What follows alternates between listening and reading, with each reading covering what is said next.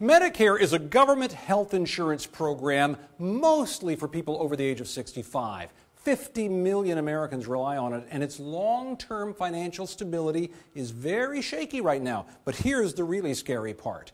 Each campaign says the other side's plans for dealing with that are terrible. Obamacare takes $716 billion from Medicare to spend on Obamacare. All you seniors out there, have you been denied choices? Have you lost Medicare Advantage? Because they haven't put a credible solution on the table. Their ideas are old and their ideas are bad, and they eliminate the guarantee of Medicare. This is their essential claim, that my opponent will destroy Medicare. But is that really true? Let's take a look at some of the facts and consider it. I'll bring in some tools here and look at the White House plan to begin with. This is the landscape they're dealing with. The cost of Medicare is going to generally increase over the next 10 years till it reaches about $1 trillion annually. They want to reduce that by about 10%. That's the orange part here. That's the part they're cutting out. Now, their opponents look at that and say, that's real care for real people that you're getting rid of, and you just can't do that. But the White House says, hold on. No, it's not.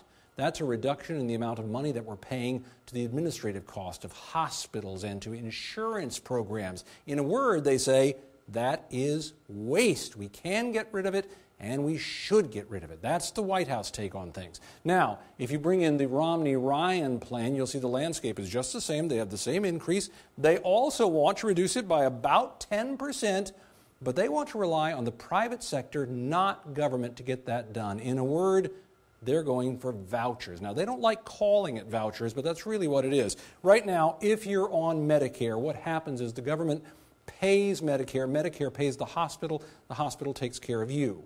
Under this plan, the government would pay you, and you would decide if you wanted to buy into Medicare or into private insurance. That will create competition between the two in their theory, and that is how you get at that very same waste that the White House wants to get out. These are two very complicated, huge programs. There are critics on both sides who say this plan won't work, or that plan won't work, or this plan will leave people stranded, or that plan will leave people stranded.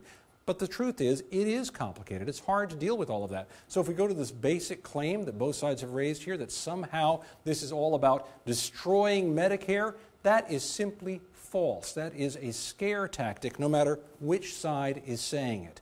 So why are they saying it so much? All you have to do is look at the map and you know.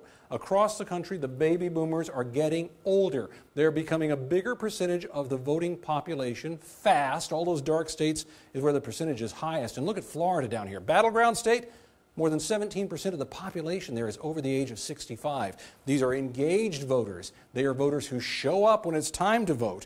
And they're very concerned about Medicare, even though both sides say neither plan is going to affect people over the age of 65 right now.